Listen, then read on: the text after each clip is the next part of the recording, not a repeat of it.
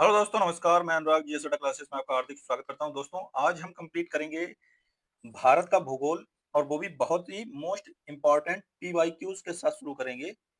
ये पीवाईक्यू आपके लिए रामबाण औषधि का काम करेंगे इस समय, और आपका ज्योग्राफी का एक प्रकार से रिवीजन भी हो जाएगा इस श्रृंखला से। तो ये सारे क्वेश्चंस जो हैं उत्तर प्रदेश लोक सेवा आयोग की 1999 से जो अब तक की परीक्षाएं हुई हैं, उन सभी में आए हुए क्वेश्चंस हैं। और अभी तक हम 4 पार्ट कंप्लीट कर चुके हैं इस रैपिड फायर 25,000 की सीरीज से। तीनों पार्ट आपके हमने हिस्ट्री के कवर कर लिए थे, और एक पार्ट हमने जो है वो एनवायरनमेंट और इकोलॉजी का कंप्लीट किया था। जिन्होंने अभी तक नहीं देखा है वो आपका प्लेलिस्ट में जाकर देख सकते हैं। तो आइए आज हम अपनी महत्वपूर्ण श्रृंखला के साथ शुरुआत करते हैं, भारत का भूगोल। इससे क्वेश्चन 10 से 15 क्वेश्चन आपके भारत का भूगोल का पार्ट जो है वो आरओ यारो री एग्जाम में बहुत ज्यादा मात्रा में पूछे जाने के चांसेस हैं, क्योंकि यूपी में आरओ यारो की परीक्षा में बर्ड का इतना पार्ट नहीं पूछते हैं जितना कि भारत का भूगोल का पूछते हैं। तो आइए हम अपनी श्रृंखला की शुरुआत करते हैं। भारत के भूगोल, इंडियन ज्योग्राफी से जो क्वेश्चंस पूछे जाते हैं उसमें चैप्टर वाइज से पार्ट वाइज डिवीजन किया गया है। तो सबसे पहला हमारा पार्ट होगा सामान्य परिचय, जनरल इंट्रोडक्शन से। तो जनरल इंट्रोडक्शन में पहला पार्ट आता है भौगोलिक स्थिति। यहाँ से बहुत क्वेश्चन पूछे जाते हैं। ये देखिए, पीसीएस जे में भी पूछा गया है, यूपी पीसीएस पॉलिटेक्निक लेक्चरर में पूछा गया है। ये सारे क्वेश्चंस जो हैं उत्तर प्रदेश लोक सेवा आयोग की जितनी भी परीक्षाएं अभी तक हुई हैं उन सभी में पूछे गए हैं। तो इन क्वेश्चनों को हल्के में मत लीजिएगा, यही क्वेश्चंस आपके एग्जाम में रिपीट होंगे। तो आइए पहला क्वेश्चन हम शुरू करते हैं। वह राज्य जिसकी सीमा भूटान से नहीं लगती है। तो भूटान से किसकी सीमा नहीं लगती है? आप मैप में देखिएगा तो मेघालय से जो है वो भूटान की सीमा नहीं लगती है। भारत के राज्य तटरेखा पर स्थित हैं। बहुत सरल क्वेश्चन है, हर बच्चा जानता है। 9 राज्य जो हैं वो तटरेखा पर स्थित हैं। अब भारत के कितने राज्य जो हैं वो कर्क रेखा पर स्थित हैं, ये बताइए जरा। तो 8 राज्य जो हैं वो कर्क रेखा पर स्थित हैं। अब कर्क रेखा होकर गुजरती है, तो उस समय जो क्वेश्चन पूछा हो गया तो उसमें तीन तीन ऑप्शंस दिए होंगे हर एक में। तो उस आधार पर त्रिपुरा, मिजोरम, पश्चिम बंगाल जो है आंसर सही होगा हमारा। नेक्स्ट क्वेश्चन की बात करें, आगरा और दार्जिलिंग एक ही अक्षांश पर स्थित हैं, किंतु जनवरी में आगरा का तापमान 16 डिग्री सेल्सियस तथा दार्जिलिंग का होता है तो 4 डिग्री सेल्सियस। नेक्स्ट की बात करें, संसार का लगभग 2.4% क्षेत्र आता है तो भारत के अंतर्गत आता है। नेक्स्ट की बात करें, उप भारतीय उपमहाद्वीप का वह देश जहां राष्ट्रपति प्रणाली का शासन है तो वो है श्रीलंका। नेक्स्ट की बात करें, भारत में कन्याकुमारी अवस्थित है तो भूमध्य रेखा के उत्तर में स्थित है। प्रायद्वीपीय भारत का सबसे दक्षिणी बिंदु कन्याकुमारी स्थित है तो कहां पर? भूमध्य रेखा के उत्तर में। वह एक शहर जो कर्क रेखा के एकदम समीप है तो वो कौन सा है? कोलकाता। नेक्स्ट की बात करें, भारत का वह नगर जो कर्क रेखा के सबसे नजदीक है तो उदयपुर है। उदयपुर मत जान लेना राजस्थान का, यहाँ उदयपुर लिखा है तो ये त्रिपुरा में आता है उदयपुर। कर्क रेखा के निकटतम दूरी पर स्थित नगर कौन सा है? तो वो है गांधीनगर। नेक्स्ट की बात करें, वह है भारतीय राज्य जो कर्क रेखा के उत्तर में स्थित है तो वो है मणिपुर। नेक्स्ट की बात करें, कितने भारतीय प्रदेशों से होकर कर्क रेखा गुजरती है? तो मैंने बताया ही था अभी, 8 राज्यों से होकर गुजरती है। मैंने इसकी ट्रिक भी आपको बताई थी, मित्र पर गमछा जहार। इससे आपके सारे राज्य आपको एकदम याद हो जाएंगे। 80 डिग्री पूर्वी देशांतर और कर्क रेखा का मिलन बिंदु कौन सा है? ये 80 डिग्री है और ये आपका कर्क रेखा है। तो ये मिलन बिंदु जो होता है वो मध्य प्रदेश में होता है। नेक्स्ट की बात करें, 10 डिग्री चैनल पृथक करता है तो किसे? अंडमान को निकोबार द्वीप से पृथक करता है। नेक्स्ट की बात करें, भारत की प्रमाणिक माध्यान्ह रेखा कहलाता है तो 82.5 डिग्री पूर्वी जो देशांतर है वो प्रमाणिक माध्यान्ह रेखा कहलाती है। नेक्स्ट की बात करें, यदि भारत मानक समय यमोत्तर पर मध्यान्ह 120 डिग्री पूर्वी देशांतर पर स्थानीय समय होगा तो 2:30 बजेंगे। नेक्स्ट की बात करें, दोपहर के भारतीय मानक समय यमोत्तर के सबसे नजदीक स्थित शहर कौन सा है? तो वो मिर्जापुर है। भारतीय मानक समय लिया जाता है तो ये प्रयागराज से लिया जाता है। अब हम एक क्वेश्चन इसमें और ऐड कर रहे हैं, भारतीय मानक समय जो है वो कितने राज्यों से होकर गुजरता है? तो वो 5 राज्यों से होकर गुजरता है, याद रखिएगा। तो 5 राज्यों को याद करने की ट्रिक आप याद कर लीजिएगा, ट्रिपल पी प्लस सी ओ। तो ट्रिपल पी से प्रदेश वाले जो उत्तर प्रदेश, मध्य प्रदेश और आंध्र प्रदेश, और सी से हो जाएगा छत्तीसगढ़, और ओ से हो जाएगा उड़ीसा।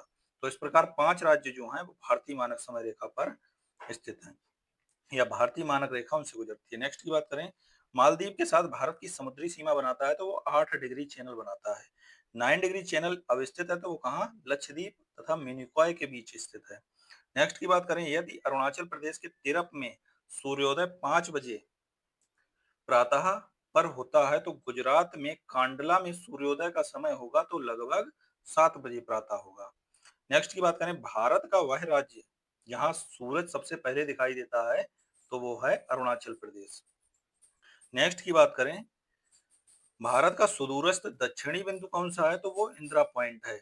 अब ये हम चारों पॉइंट की बात कर लें तो ये आपका देखिए इंडिया है, ये मैप में देखिए, और ये अंडमान निकोबार रहा तो इसका दक्षिणी बिंदु ये आपका यहाँ पर आता है, तो यही आपका इंदिरा पॉइंट है। अगर हम मुख्य भूमि की बात करें, ये सबसे दक्षिणी बिंदु है। अगर मुख्य भूमि के दक्षिणी बिंदु की बात करें तो कन्याकुमारी होगा, और सबसे उत्तरी बिंदु की बात करें तो इंदिरा काल होगा, और सबसे पूर्वी बिंदु की बात करें तो वो आपका कीबिथु होगा, और सबसे पश्चिमी बिंदु की बात करें तो वो गौरमोता होगा जो गुजरात में पड़ता है, गुहार मोती भी बोल देते हैं उसे। नेक्स्ट की बात करें, भारत ने नई शताब्दी के सूर्योदय की पहली किरण किस देशांतर पर देखी तो 92.5 डिग्री पूर्वी जो देशांतर है उस पर देखी। भारत का ग्रीनविच कहा जाने वाला स्थान कौन सा है तो भारत का ग्रीनविच उज्जैन को कहा जाता है। नेक्स्ट की बात करें, रेड क्लिफ लाइन सीमा निर्धारित करती है तो भारत एवं पाकिस्तान के बीच सीमा का निर्धारण करती है। नेक्स्ट की बात करें, डूरंड लाइन किसके साथ भारत की सीमा का निर्धारण करती है तो डूरंड लाइन करती है अफगानिस्तान के साथ। करती थी की बात हो रहा है, अब जो है यह पाकिस्तान के साथ करती है, क्योंकि भारत का जब तक बंटवारा नहीं हुआ था तब तक भारत और अफगान पाकिस्तान एक ही थे। उस समय जो सीमा रेखा लगती थी तो उस समय हम इसे डूरंड लाइन के जरिए विभाजित करते थे। अब जो ये सीमा लगती है ये पाकिस्तान और अफगानिस्तान के बीच में लगती है। नेक्स्ट की बात करें, सूर्य की अनुलंबित किरणें कभी प्राप्त नहीं होंगी तो वो श्रीनगर को प्राप्त नहीं होंगी।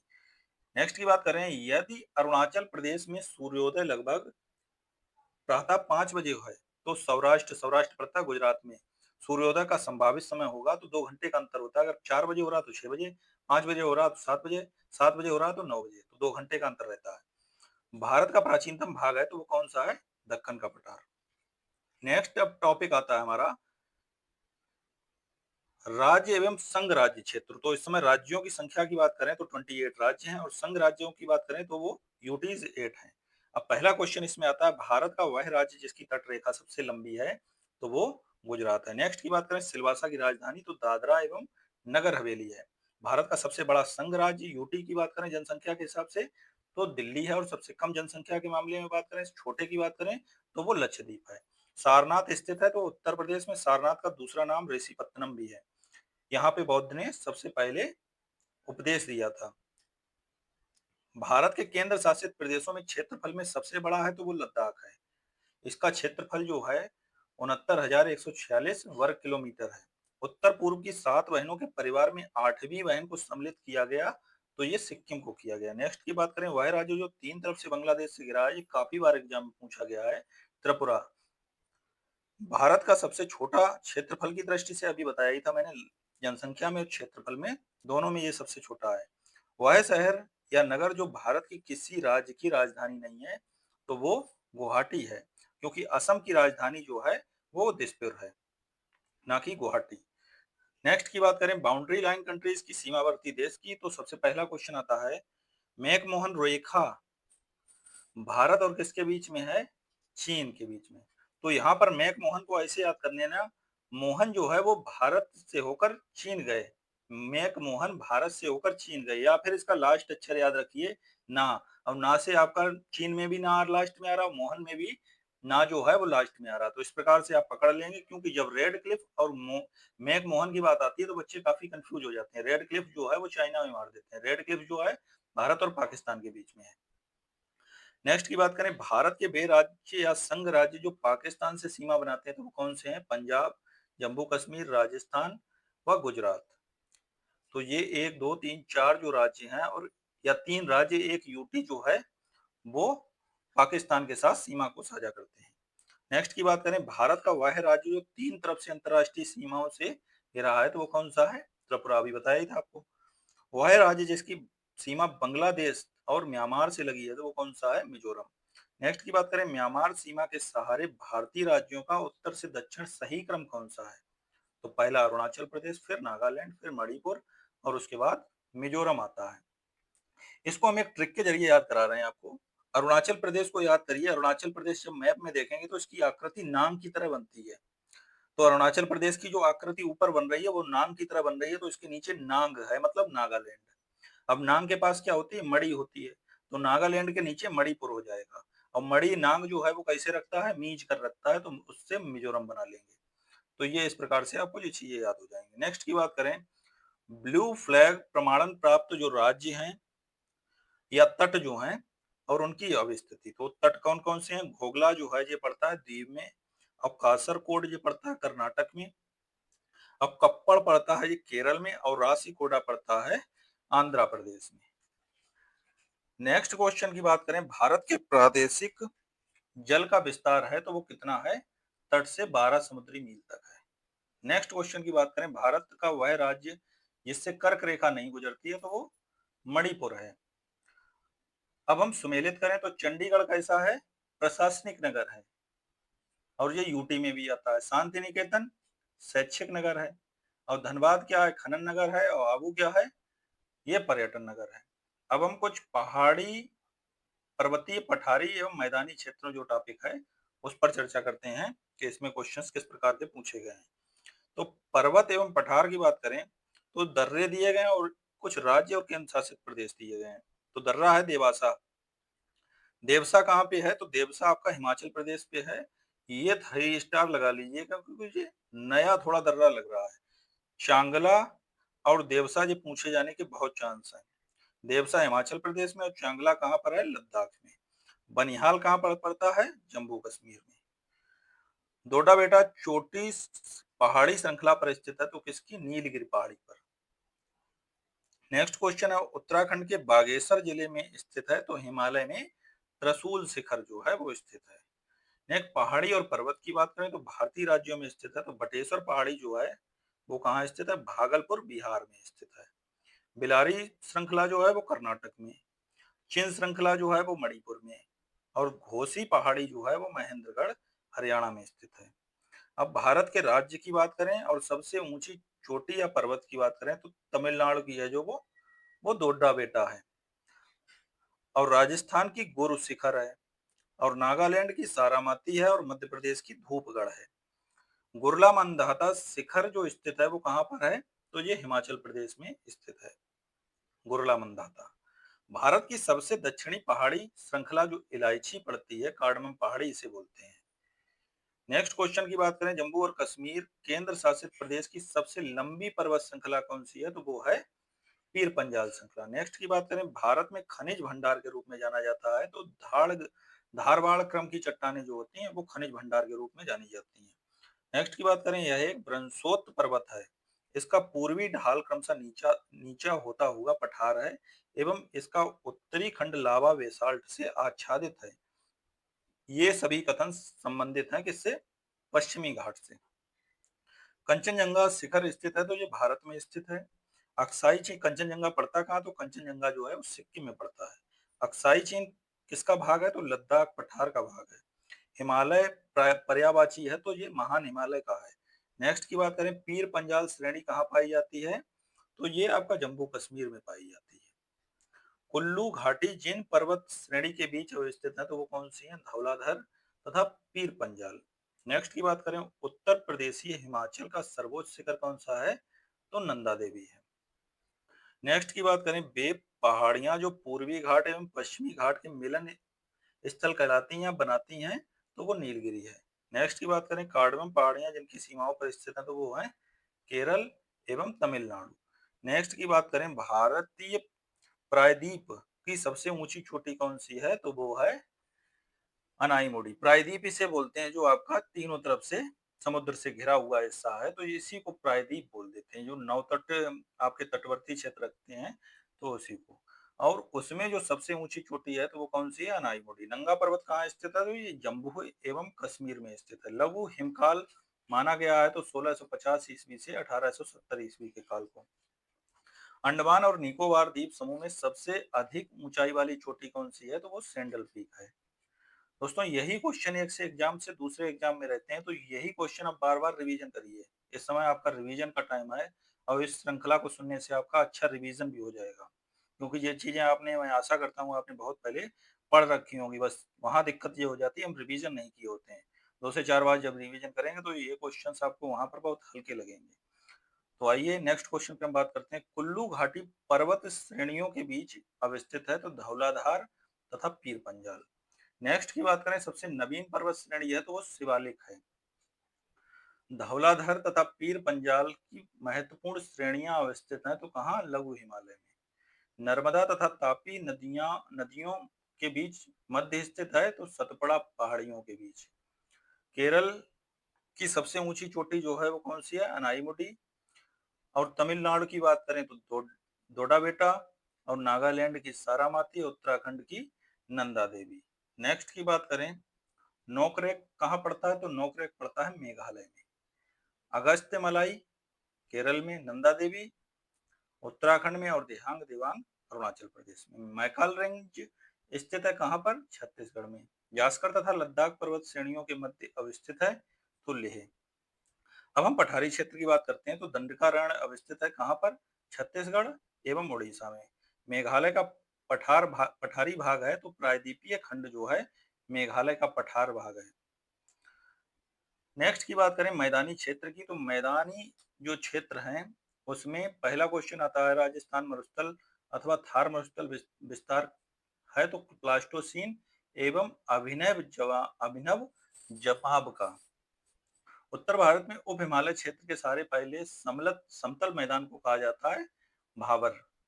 नेक्स्ट की बात करें, सिंधु बेसिन, इंडस बेसिन जो अब पंचनद में सम्मिलित नहीं है तो वो है सिंधु। सिंधु नदी का उद्गम कहाँ से होता है, तो कैलाश श्रृंखला से होता है। वह नदी जो हिमालय की तीनों श्रेणियों को आर पार काटती है। मोस्ट इंपॉर्टेंट क्वेश्चन है, काफी बार पूछा गया है, आगे की भी इसकी प्रबल संभावना है, 3 स्टार इस पर लगा लेना। तो सतलज है वो नदी। दूध गंगा नदी कहाँ पर अवस्थित है, तो ये जम्मू एंड कश्मीर में है। किशन गंगा एक सहायक नदी है तो किसकी, झेलम की। सोन नदी का वास्तविक स्रोत है तो शहडोल जिले में अमरकंटक जो है वो सोन नदी का वास्तविक स्रोत है। हिमालय की सभी श्रेणियों को काटने वाली नदी कौन सी है, तो वो है सतलज। वह नदी जिसका उद्गम भारत में नहीं है तो वो सतलज है। ब्यास एवं सतलज नदियों के मध्य फैला हुआ है तो वो है बिष्ट दोआब। ब्रह्मपुत्र बेसिन, वह नदी जिसमें मांजुली नदीय द्वीप स्थित है तो वो कौन सी है, ब्रह्मपुत्र। नेक्स्ट की बात करें, वह नदी पहले गंगा की सहायक नदी थी, वर्तमान में ब्रह्मपुत्र की सहायक नदी है तो कौन सी है, तीस्ता। हिमालय की नदियों का एक प्रमुख गुण है तो क्या है, नदी अपरोहण है। वह नदी जिसका स्रोत बिंदु लगभग एक ही है तो वो ब्रह्मपुत्र और सिंधु है, लेकिन ये विपरीत दिशा में बहती हैं।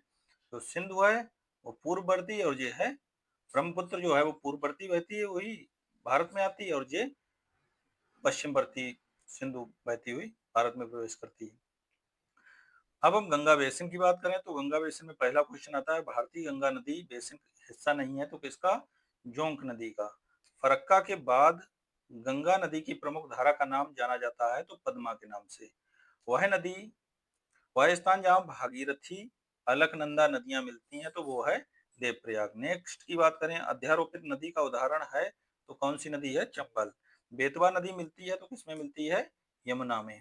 नेक्स्ट की बात करें, वह नदी जिसके तट पर बद्रीनाथ का प्रसिद्ध मंदिर स्थित है तो वो है अलकनंदा। नेक्स्ट की बात करें, गंगा नदी उदाहरण है तो पूर्ववर्ती अपवाह का उदाहरण है। नेक्स्ट की बात करें, वह नदी जो अपने मार्ग में परिवर्तन करने के लिए कुख्यात है तो वो है कोसी।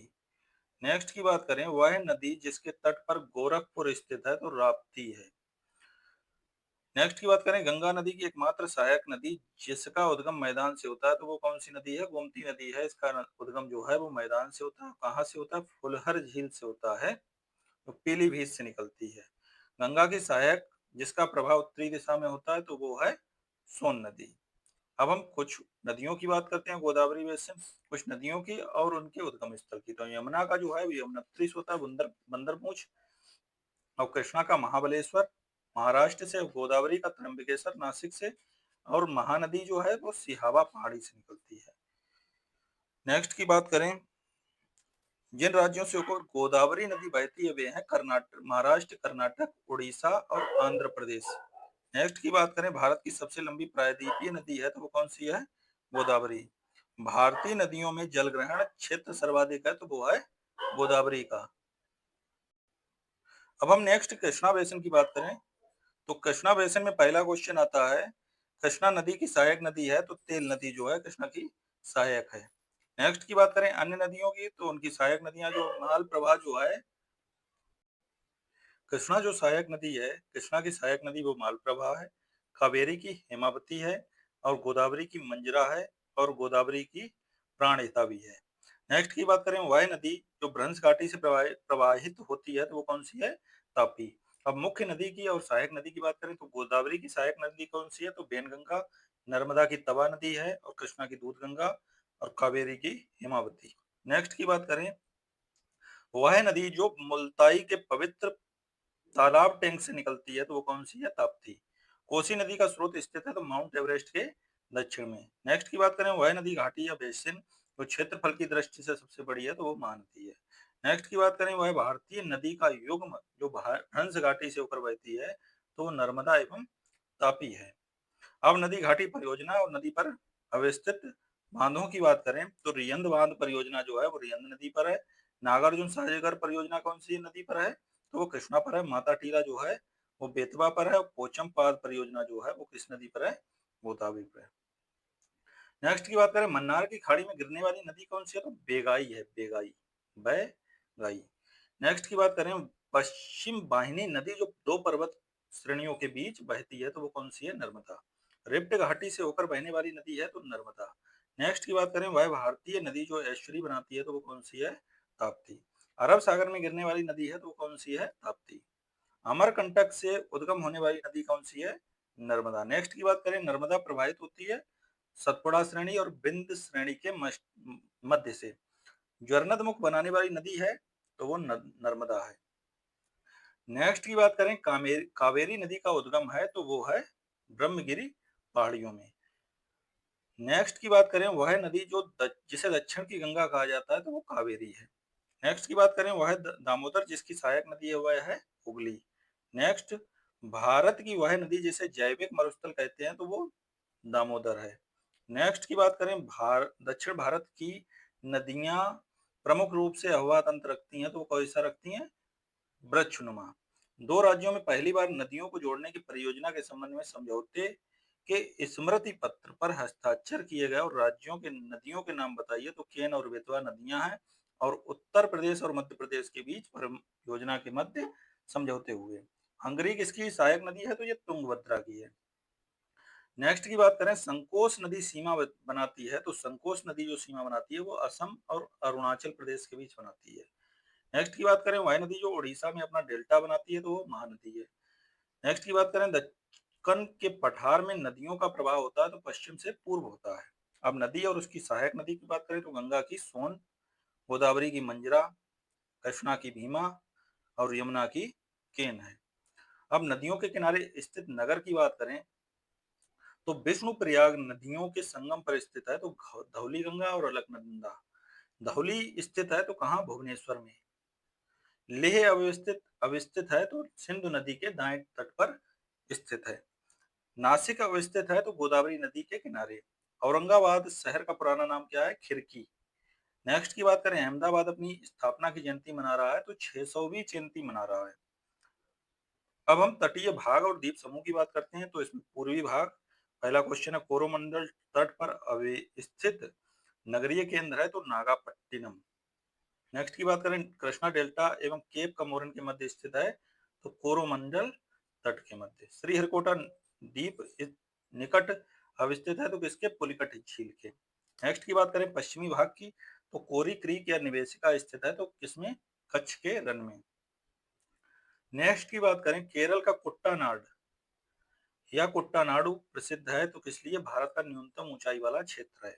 नेक्स्ट की बात करें, वह राज्य जिसमें औसत समुद्र तल के संबंध में न्यूनतम ऊंचाई वाला क्षेत्र है तो वो केरल है।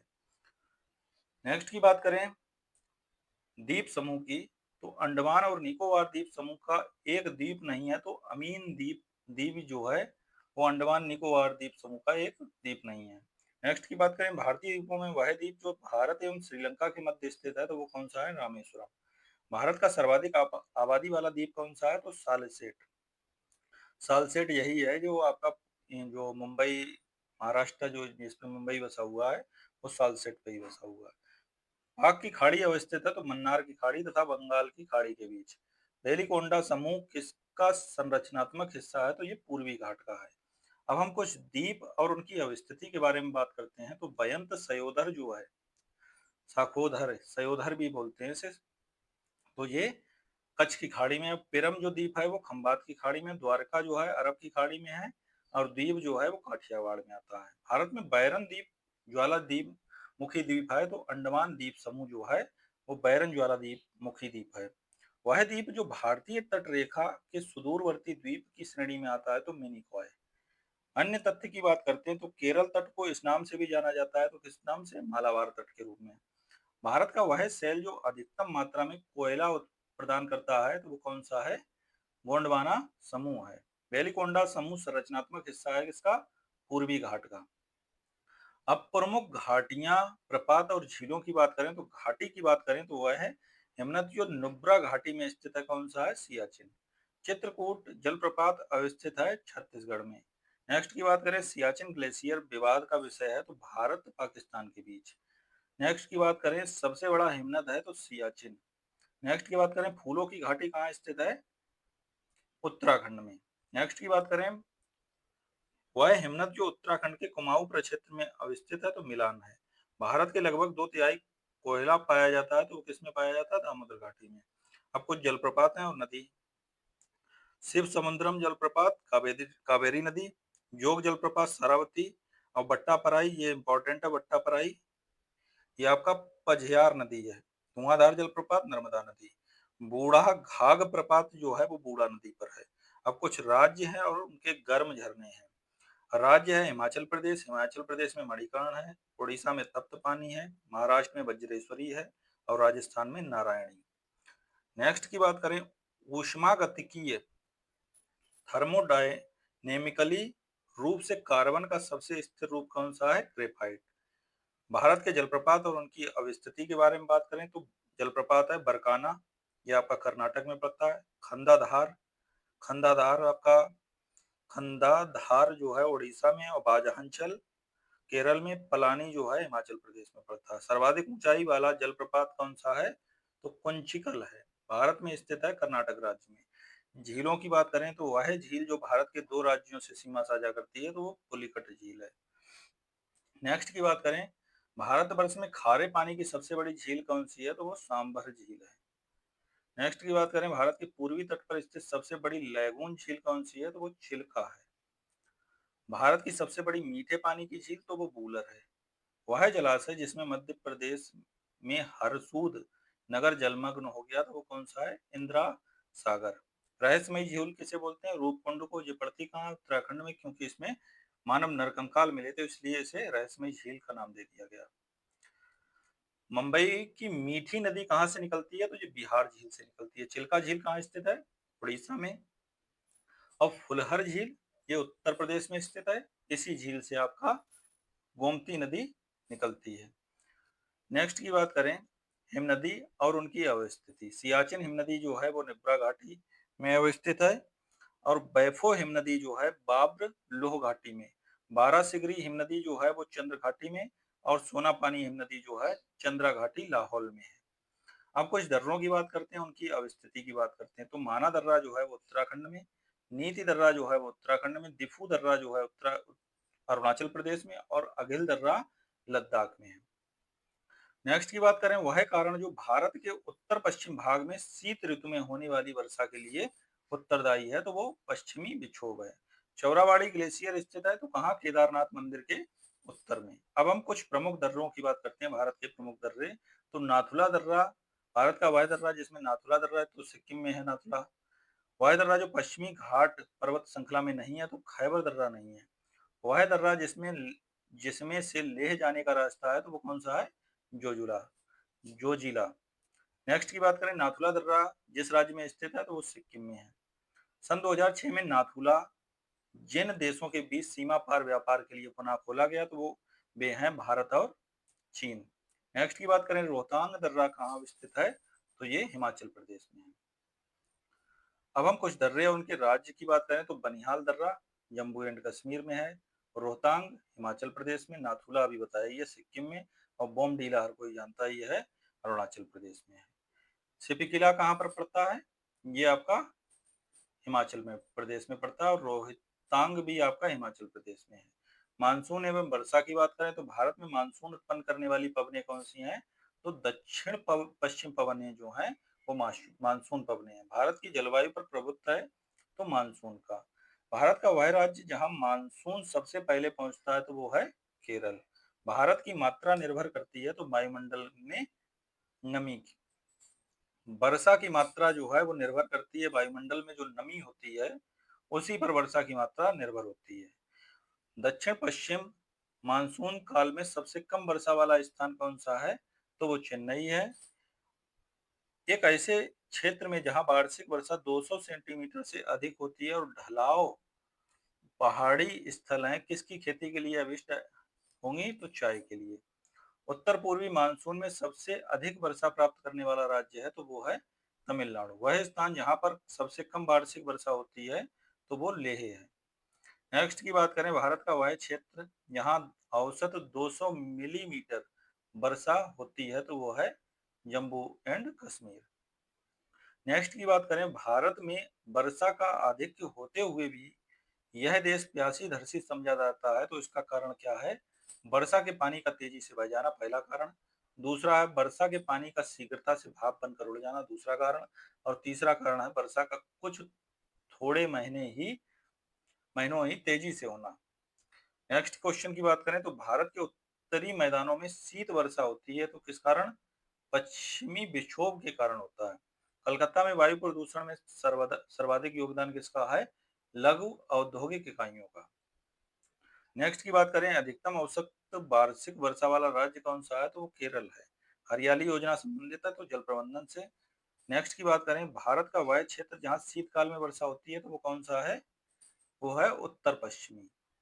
पुनर्भरण योग्य भौम जल संस्थान में सबसे संपन्न राज्य कौन सा है, तो वो पश्चिम बंगाल है।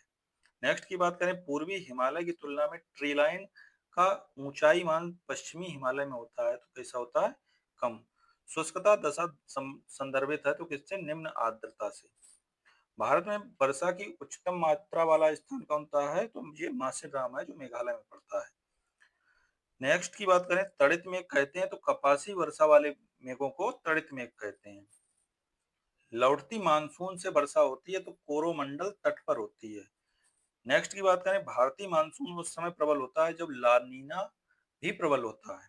अब वन या फॉरेस्ट की बात करें तो अधिकतर रेगिस्तानी पौधे रात के समय पुष्पित होते हैं क्योंकि रेगिस्तानी कीड़े रात के समय सक्रिय होते हैं। नेक्स्ट की बात करें, भारत में उष्ण कटिबंधीय सदाबहार वन का क्षेत्र है तो कौन सा, मालाबार तट।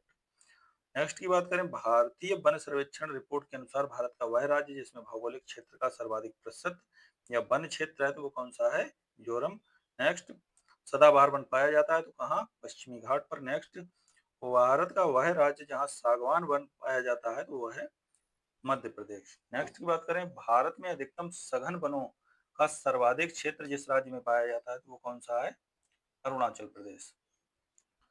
नेक्स्ट की बात करें, वनाच्छादित क्षेत्र सर्वाधिक पाया जाता है तो कहाँ पाया जाता है, पूर्वी दक्कन में। नेक्स्ट की बात करें, वह वृक्ष जो कभी सामाजिक वानिकी में लोकप्रिय था अब एक पारिस्थितिक आतंकवादी माना गया है तो यूकेलिप्टस को मानते हैं। भारतीय वन नीति में भारत का कुल भौगोलिक क्षेत्र के कितने प्रतिशत पर वन रखने का प्रावधान है, तो 33.33% पर, तो मतलब हुआ एक तिहाई।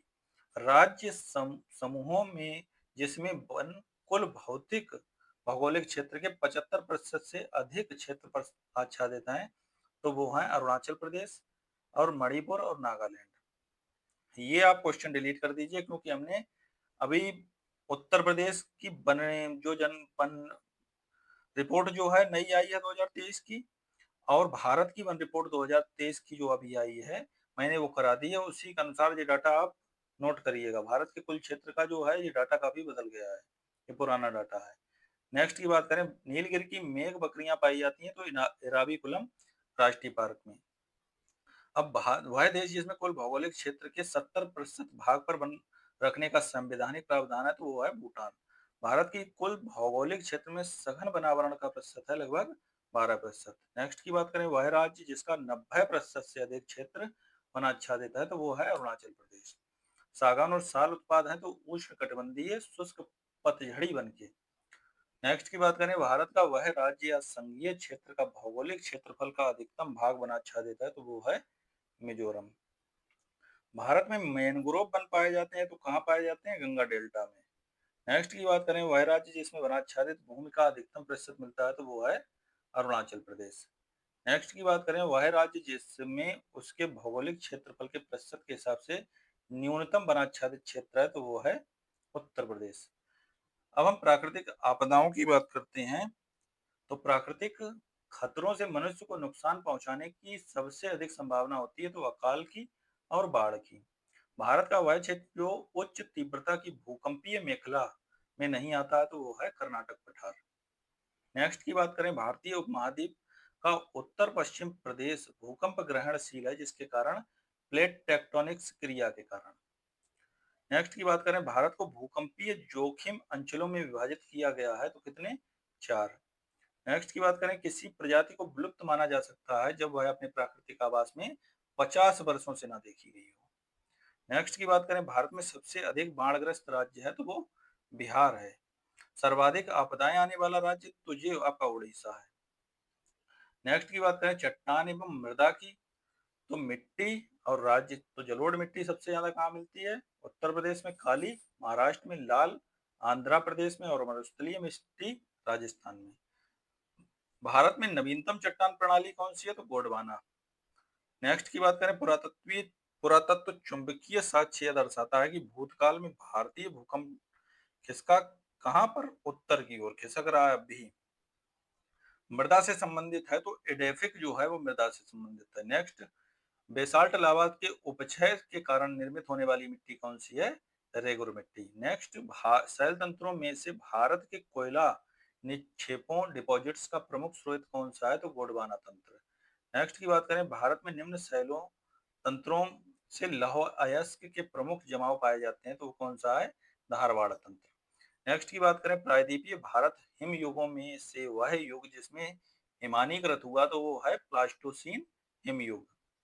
नेक्स्ट की बात करें, विंध्य शैलों में जिसके बृहद भंडार पाए जाते हैं वह है चूना पत्थर। नेक्स्ट की बात करें, शैल का कायांतरित तुल्यमान रूप है तो शिष्ट है। भारत का सर्वाधिक खनिज युक्त शैल तंत्र कौन सा है? तो ये धारवाड़ तंत्र है। भारत में धारवाड़ चट्टानों की विशेषता है तो अत्यंत रूपांतरित है, ये खनिज पदार्थों से युक्त होती हैं।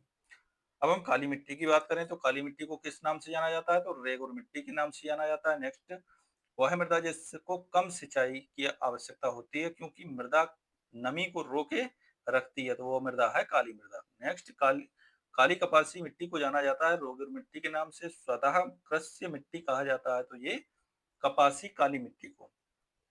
अब मिट्टी और राज्य की बात करें, अभी आया ही था, जलोढ़ मिट्टी उत्तर प्रदेश, काली मिट्टी महाराष्ट्र, लेटेराइट मिट्टी केरल या असम में पाई जाती है और लाल मिट्टी तमिलनाडु में। नेक्स्ट की बात करें, वह क्षेत्र जो मृदा अपरदन से अत्यधिक प्रभावित है तो वो कौन सा है? चंबल घाटी। अब भारत में सबसे उपजाऊ मृदा कौन सी है? तो वो जलोढ़ मृदा है। गंगा घाटी में बांगर मिट्टी पाई जाती है तो बांगर मिट्टी पाई जाती है तो बाढ़ की वर्तमान सीमाओं से ऊपर। तो बांगर मिट्टी उसे बोलते हैं जहां पर बाढ़ का पानी नहीं पहुंचता है, तो वो ओल्ड सॉइल होती है तो उस कारण उसे बांगर बोल दिया होता। खादर मिट्टी वो होती है जहां पर बाढ़ का पानी पहुंच जाता है, जब बाढ़ का पानी लौट जाता है तो वो मिट्टी बहुत उपजाऊ होती है इसलिए उसे खादर बोलते हैं। तो खाद से याद रखिए नई मिट्टी जहां पर बाढ़ का पानी पहुंच रहा है, और बांगर से बाढ़ की वर्तमान सीमाओं के ऊपर मतलब जहां पर बाढ़ का पानी अब नहीं पहुंच रहा है। लेटेराइट मिट्टी, तो लेटेराइट मिट्टी मिलती है कहां पर? महाराष्ट्र में। नेक्स्ट की बात करें लवड़ी एवं क्षारीय मिट्टी की, तो लावा मिट्टी पाई जाती है कहां पर? मालवा पठार में। भारत में सर्वाधिक क्षारीय क्षेत्र पाया जाता है तो उत्तर प्रदेश राज्य में पाया जाता है। भारत में लवणीय मृदा का सर्वाधिक क्षेत्रफल है तो कहाँ है? गुजरात में। वह मिट्टी जिसको जिप्सम द्वारा कृषि के लिए उपयोगी बनाया जाता है तो वो है क्षारीय मिट्टी। नेक्स्ट की बात करें पर्वतीय मृदा और अन्य तथ्य की, तो भारतीय नेक्स्ट क्वेश्चन है, भारतीय मृदाओं में जिस सूक्ष्म तत्व की सर्वाधिक कमी है तो वह कौन सा है? जस्ता। नेक्स्ट, वह भारत का वह क्षेत्र जहां मृदा अपरदन की समस्या गंभीर है तो वो है शिवालिक पहाड़ियों के पाद क्षेत्र। नेक्स्ट की बात करें ह्यूमस उदाहरण है तो जैविक कोलाइड का। अब नेक्स्ट टॉपिक आता है सिंचाई एवं नदी घाटी परियोजनाएं, तो गोंडवाना संस्तरों में पाई जाती हैं, तो क्या पाई जाती हैं? प्राकृतिक गैसें। घाट प्रवाह नहर परियोजना स्थित है कहाँ पर? कर्नाटक में। उकाई नहर परियोजना तो गुजरात में है। नीरा नहर परियोजना ये आपका महाराष्ट्र में है। तुलबुल परियोजना ये कहाँ है? ये झेलम नदी पर है। अब हम परियोजना और नदियों की बात करें तो उकाई जो है वो तापी नदी पर है, और जायकवाड़ी गोदावरी नदी पर, और खड़कवासला जो है वो मुथा नदी पर है, और मयूराक्षी जो है वो मयूराक्षी नदी पर है। चेरुथानी बांध कहाँ स्थित है? तो पेरियार नदी पर चेरुथानी बांध। मलमपुजा बांध कहाँ स्थित है? तो मलमपुजा नदी पर। कोटेश्वर बांध बनाया गया है, तो कोटेश्वर बांध कहाँ बनाया गया? भगीरथी नदी पर। वह राज्य जहाँ सुइल नदी परियोजना चल रही है तो वो कौन सा है? हिमाचल प्रदेश। नेक्स्ट की बात करें भगीरथी नदी पर बनाया गया बांध कौन सा है? तो वो टिहरी बांध है, मोस्ट इंपॉर्टेंट है। नेक्स्ट की बात करें गोविंद बल्लभ पंत सागर जलाशय कहाँ स्थित है? तो वो उत्तर प्रदेश में है। नेक्स्ट की बात करें बेतवा नदी पर बनाया गया बांध कौन सा है? राजघाट बांध। नेक्स्ट दामोदर नदी से निकलने वाली नहर कौन सी है? तो वो एडन नहर है। नेक्स्ट टॉपिक, नेक्स्ट क्वेश्चन है वह नदी जिस पर टेहरी बांध का निर्माण उत्तराखंड में किया जा रहा है तो वो है भगीरथी नदी। अब ये देखिए भगीरथी नदी वाला क्वेश्चन कितने वहां पर आकर 4-5 एग्जाम में पूछा गया है, तो यही आपका तरीका होता है उत्तर प्रदेश में क्वेश्चन पूछने का। नेक्स्ट क्वेश्चन है भारत सरदार सरोवर योजना से लाभान्वित होने वाले राज्य, तो ये 4 राज्य हैं, गुजरात, महाराष्ट्र, मध्य प्रदेश और राजस्थान। नेक्स्ट की बात करें नागार्जुन सागर परियोजना, अभी ऊपर भी आया था ये क्वेश्चन, कृष्णा नदी पर। भारत का वह राज्य जहां नागार्जुन सागर परियोजना है तो वो आंध्र प्रदेश में है, किस नदी पर? कृष्णा नदी पर। मीठे पानी की कल्पसर परियोजना अवस्थित है तो गुजरात में। नेक्स्ट की बात करें वह नदी घाटी परियोजना जिसका लाभ एक से अधिक राज्यों को प्राप्त होता है, वो चंबल घाटी परियोजना। नेक्स्ट की बात करें उत्तर प्रदेश में मध्य प्रदेश राज्यों में संयुक्त राजघाट नदी परियोजना लागू की गई तो वो किस नदी पर? बेतवा नदी पर। नेक्स्ट की बात करें भारत का वह राज्य जहां सर्वाधिक सिंचाई नलकूपों से होती है तो वो है उत्तर प्रदेश। रणजीत सागर बांध अवस्थित है तो रावी नदी पर। तुलबुल परियोजना का संबंध किससे है? तो झेलम नदी से। भारत में माला नहर तंत्र को प्रस्तावित किया था तो दिनसा जे दस्तूर ने। नेक्स्ट की बात करें वह है परियोजना जो तमिलनाडु आंध्र प्रदेश एवं कर्नाटक का संयुक्त कार्य है तो तेलुगु गंगा जो है यही है। नेक्स्ट की बात करें इंदिरा गांधी नहर का उद्गम स्थल है तो हरिके बैराज है। नेक्स्ट की बात करें गत 25 वर्षों से में नलकूप सिंचाई का सर्वाधिक शानदार विकास हुआ तो किस में हुआ है? सरयू पार मैदान में। नेक्स्ट की बात करें राजस्थान इंदिरा नहर निकलती है तो सतलज से। रोंगटांग जल विद्युत परियोजना अवस्थित है तो ये हिमाचल प्रदेश में। शिव समुद्रम जल विद्युत परियोजना स्थित है तो ये कर्नाटक में। नेक्स्ट की बात करें रानी लक्ष्मीबाई बांध अवस्थित है तो किस नदी पर? बेतवा नदी पर। उन राज्यों के नाम जिनमें कसाऊ बांध परियोजना है तो 20 जून 2015 को एक समझौते पर हस्ताक्षर हुए, उत्तराखंड और हिमाचल प्रदेश। वैसे ये क्वेश्चन उस समय करंट के लिए ज्यादा महत्वपूर्ण था, अब ये इतना इंपॉर्टेंट नहीं होगा। बगलिहार परियोजना अवस्थित है तो किस नदी पर? चेनाब नदी पर। नेक्स्ट कल कालपोंग जल विद्युत परियोजना कहाँ स्थित है? तो अंडमान और निकोबार द्वीप समूह में। मंगलम सिंचाई परियोजना कहाँ पर है? तो ये केरल में है। ब्यास नदी के पोंग बांध के जल का उपयोग करने के लिए करने वाली नदी कौन सी है? तो इंदिरा गांधी नहर परियोजना है। नेक्स्ट की बात करें सेतु समुद्रम परियोजना जोड़ती है तो किसे जोड़ती है? मन्नार की खाड़ी को पाक खाड़ी से जोड़ती है। फरक्का बैराज का निर्माण हुआ तो हुगली में पर्याप्त जल बनाए रखने के लिए हुआ है। बंकिंगम नहर का मुख्य कार्य क्या है? तो सिंचाई तथा नौका गमन है। नेक्स्ट की बात करें बड़े बांध बनाने का विरोध किया जाता है क्योंकि इससे प्राकृतिक असंतुलन पैदा होता है। नेक्स्ट की बात करें भारत सबसे बड़ी सिंचाई परियोजना है तो भाखड़ा नागल जो परियोजना है वो सबसे बड़ी सिंचाई परियोजना है। नेक्स्ट की बात करें इंदिरा गांधी नहर के जल का स्रोत है तो सतलज एवं ब्यास जो है इंदिरा गांधी नहर के जल का स्रोत है। रुद्र सागर विकास योजना जिसकी स्वीकृति योजना आयोग ने जनवरी 2012 में दी, तो वो कौन सा है? त्रिपुरा से। जवाहर सागर बांध स्थित है तो कहाँ पर? राजस्थान में। मैटूर बांध किस राज्य में है? तो ये आपका तमिलनाडु में है। हीराकुंड बांध तो ये उड़ीसा में है। और रिहंद बांध उत्तर प्रदेश में। अब कृष्णराज बांध जो है वो कर्नाटक में है। अब खनिज संसाधनों की हम बात करते हैं तो पहला आता है लौहयस्क। लौहयस्क में कोडरमा में प्रचुर मात्रा में पाया जाता है, तो क्या पाया जाता है? अभ्रक। अब खादान और राज्य की बात करते हैं तो दंतेवाड़ा जो है वो कहाँ पड़ता है? छत्तीसगढ़ में। नोआ मुंडी झारखंड में। सुंदर कर्नाटक में। और वेला डीला जो है वो छत्तीसगढ़ में पड़ती है। अब खनिज और खान की बात करें तो तांबा तलोजा तेरेगांव। लौह अयस्क जो है वेलाडीला। मैग्नीज जो है वो बालाघाट।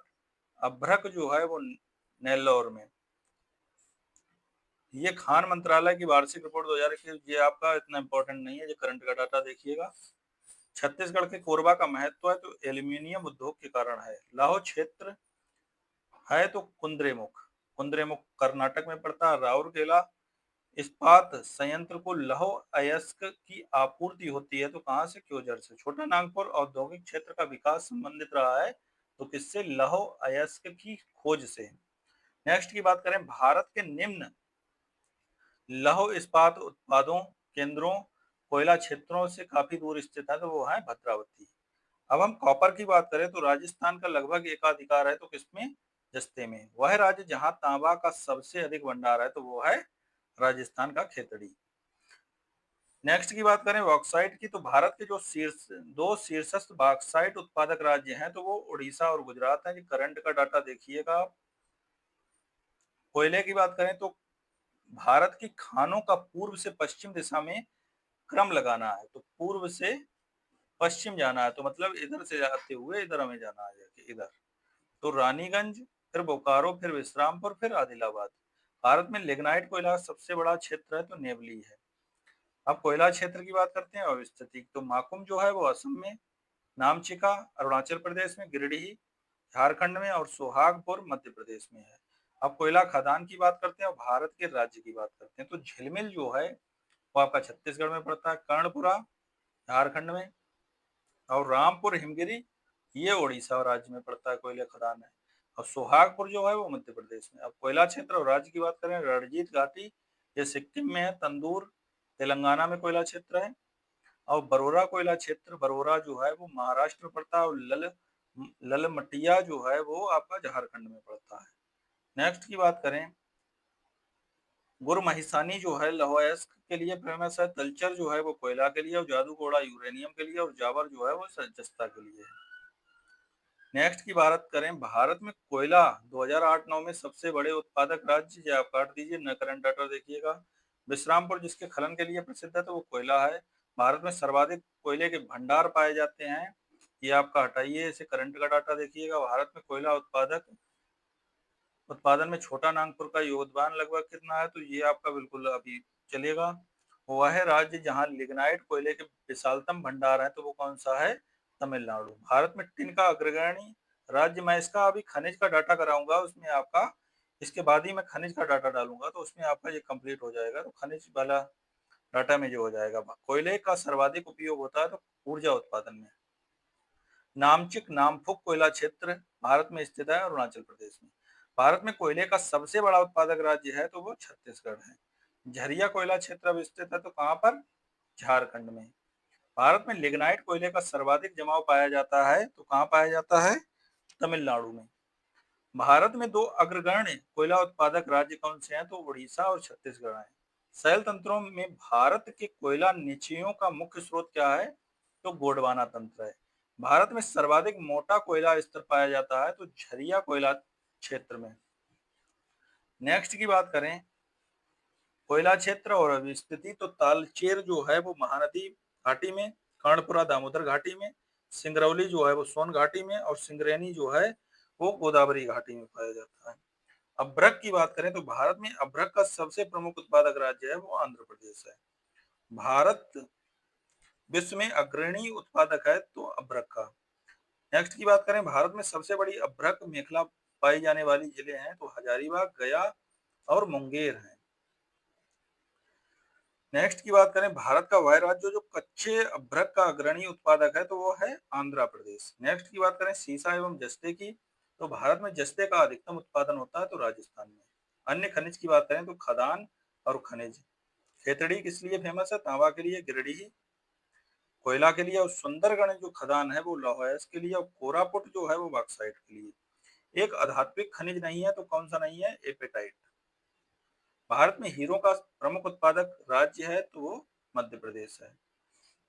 अब कुछ खनिज अन्वेषण अभिकरण है उनके मुख्यालय, तेल एवं प्राकृतिक गैस आयोग नई दिल्ली, खनिज अन्वेषण निगम लिमिटेड ये आपका नागपुर में है, राष्ट्रीय खनिज विकास निगम हैदराबाद में, और राष्ट्रीय एल्यूमिनियम कंपनी ये भुवनेश्वर में है।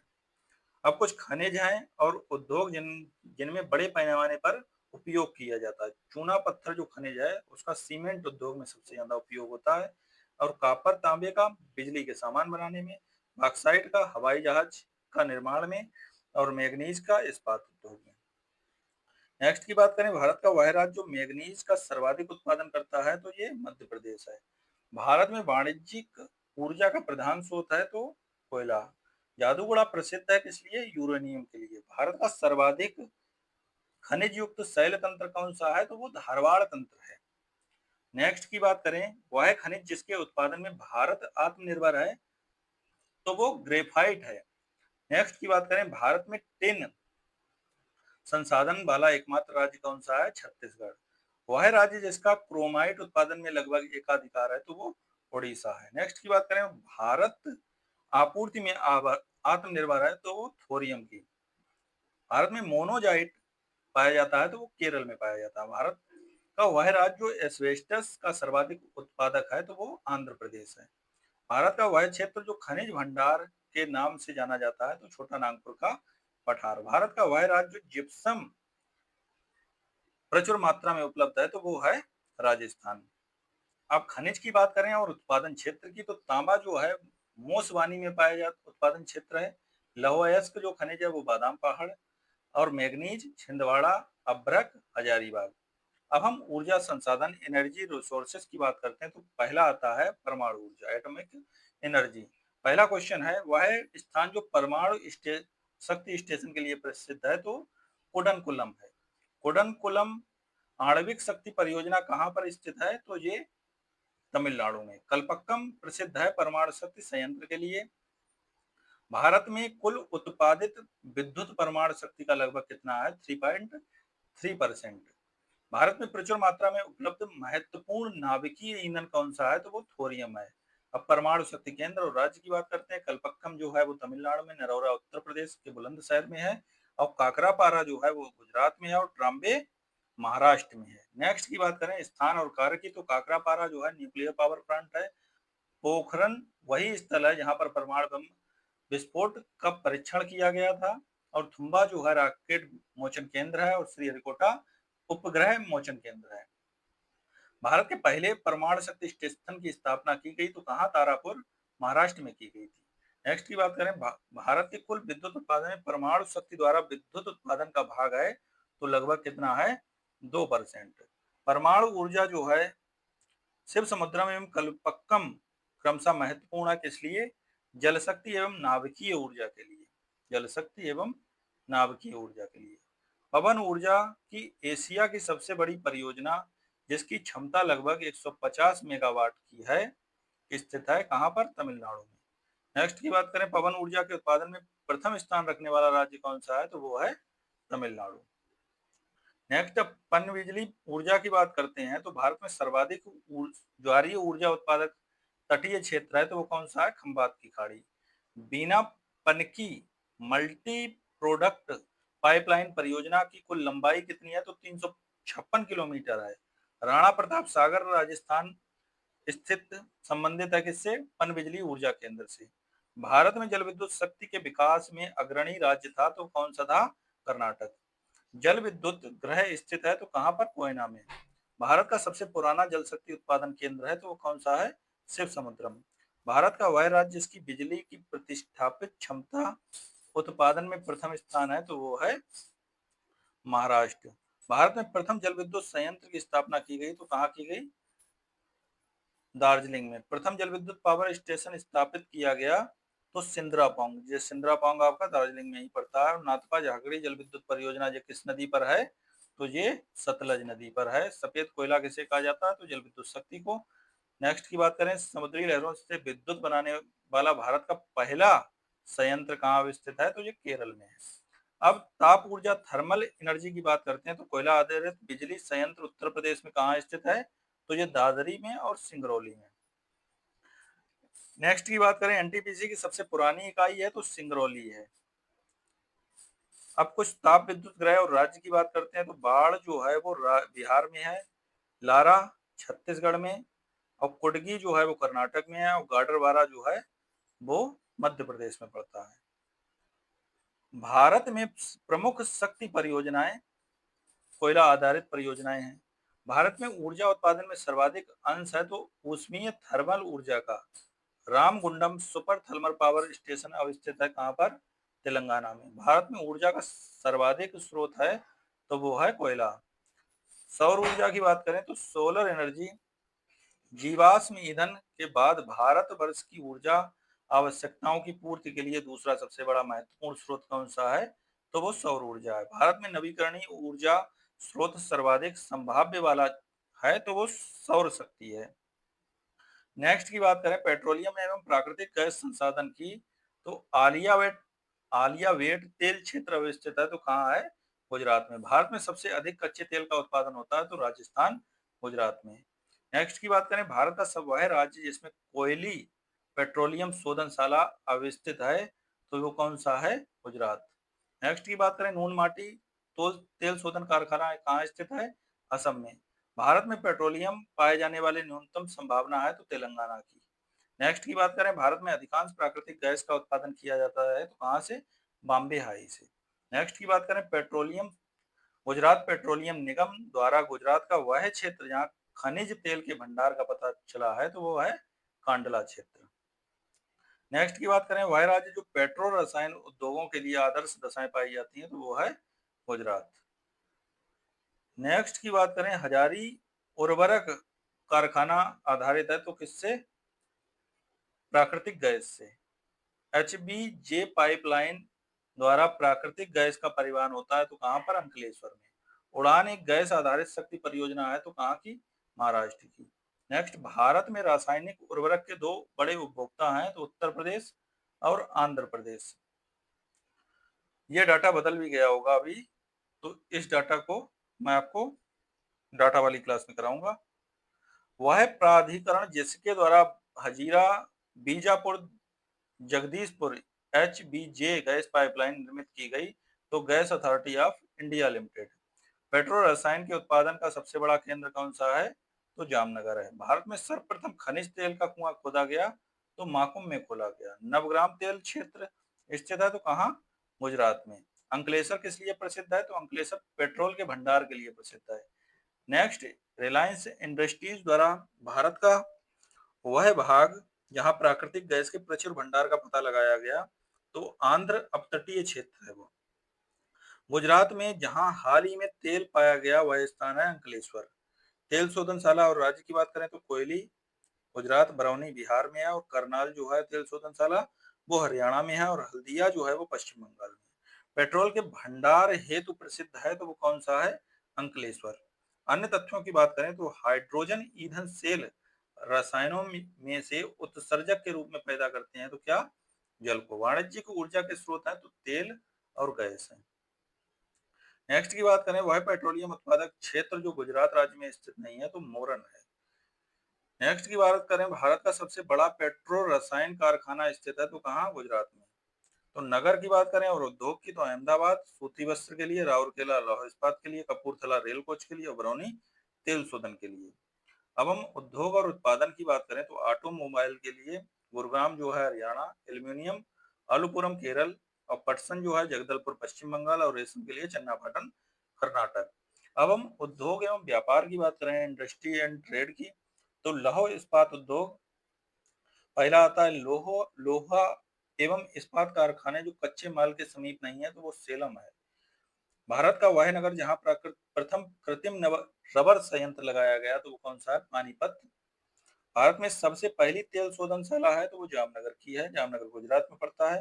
नेक्स्ट की बात करें, वह देश जिसका सहयोग बोकारो इस्पात इस्पात कारखाने में प्राप्त किया गया तो वो है सोवियत संघ। नेक्स्ट की बात करें, हिंडल्को स्थापित है तो रेनकूट। भिलाई स्टील प्लांट भारत सरकार के किसी एक का संयुक्त उपक्रम है तो वो रूस का। स्टील अथॉरिटी ऑफ इंडिया की स्थापना कब की गई? 24 जनवरी 1973 को। नेक्स्ट की बात करें, भारत सरकार ने एल्यूमिनियम कंपनियों में से किस एक को नवरत्न स्टेटस प्रदान किया? तो नालको को। हिंदुस्तान केबल्स फैक्ट्री अवस्थित है तो रूपनारायणपुर में। अब कृषि आधारित उद्योगों की बात करें तो वह मसाला जिसको मसालों का राजा कहा जाता है तो किसे बोला जाता है मसालों का राजा? काली मिर्च को। भारत में केसर मुख्यतः उगाई जाती है तो कहाँ पर? कश्मीर में। उर्वरक कारखानों में इफ्को द्वारा संचालित नहीं है तो सिंदरी नहीं है। नेपा नगर जिस उद्योग के लिए जाना जाता है तो वो कौन सा है? अखबारी कागज के लिए। राज्य जिसमें सर्वाधिक कागज मिले स्थित है तो वो कौन सा है? पश्चिम बंगाल, अब महाराष्ट्र है। भारत में चीनी का सबसे बड़ा उत्पादक राज्य है तो वो कौन सा है? महाराष्ट्र। भारत में चीनी का प्रथम 3 अग्रणी उत्पादक है तो उत्तर प्रदेश, महाराष्ट्र और फिर कर्नाटक। शक्कर चीनी नगर एक प्रमुख उत्पादक केंद्र है तो ये तेलंगाना का। शक्कर चीनी नगर दे देगा, बच्चा कंफ्यूज हो जाएगा और ये उत्तर प्रदेश या महाराष्ट्र में से मार के आएंगे, लेकिन ये तेलंगाना है। भारत में रबर उद्योग स्थित है तो कहाँ पर? पंजिम में। सबसे बड़ा रबर उत्पादक राज्य है तो वो केरल। भारत में मिल निर्मित कपड़े का सर्वाधिक उत्पादन प्राप्त होता है तो कहाँ से? गुजरात से। नेक्स्ट की बात करें अन्य उद्योगों की तो वह उद्योग जो सेवा क्षेत्र उद्योग नहीं है तो वो शिक्षा है। भारत के लिए सबसे अधिक विदेशी मुद्रा कमाने वाला उद्योग है तो वो चाय। भारतीय नौसेना हेतु युद्ध पोतों का निर्माण होता है तो मझगांव पोत निर्माण यार्ड से। अब हम व्यापार की बात करें तो विश्व में चाय का सबसे बड़ा निर्यातक कौन है?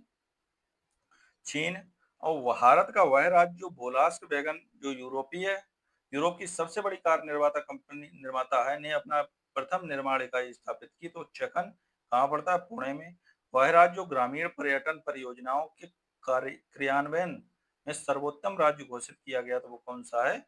सिक्किम है। अब हम औद्योगिक प्रदेश की बात करें, औद्योगिक केंद्र की तो मुंबई, पुणे, कुर्ला, होलकार कोलकाता, हुगली, रिसड़ा, अहमदाबाद, बड़ोदरा, कलोल औद्योगिक केंद्र है। और मद्रास, कोयम्बटूर, बेंगलुरु जो है भद्रावती औद्योगिक केंद्र है। अब नेक्स्ट की बात करें, नीम राणा जो टिकाऊ आर्थिक विकास का मॉडल है कहाँ पर? राजस्थान में। मध्य प्रदेश का वह नगर जो कीटनाशक उद्योग हेतु प्रसिद्ध है तो कौन सा है? भोपाल। भारत का वह औद्योगिक प्रदेश जो शिवकाशी केंद्र स्थित है तो वो है मदुरई, कोयम्बटूर, बेंगलुरु प्रदेश। नेक्स्ट की बात करें, नेक्स्ट टॉपिक हमारा परिवहन का आता है तो परिवहन से प्रीवियस ईयर के परीक्षाओं में कैसे क्वेश्चन पूछे गए हम ये देखेंगे। तो भारत का पहला 14 लेन महामार्ग या एक्सप्रेस वे है तो दिल्ली मेरठ एक्सप्रेस वे है, ये पहला है। और ये कब पूछा गया? 2023 का क्वेश्चन है, तो अभी ये करंट डाटा ही में ही जाएगा। तो भारत का पहला 14 लेन महामार्ग कौन सा है? तो Delhi Meerut express way. Most important question है आपके लिए। सड़कों की लंबाई में भारत का प्रथम पायदान पर है तो महाराष्ट्र। भारत में सबसे लंबा राष्ट्रीय मार्ग कौन सा है? तो NH7, अब इसे NH44 बोलते हैं। मोस्ट इंपॉर्टेंट क्वेश्चन है। भारत में वह नगर जो स्वर्णिम चतुर्भुज रेखा जाल में अवस्थित नहीं है तो वो है चंडीगढ़।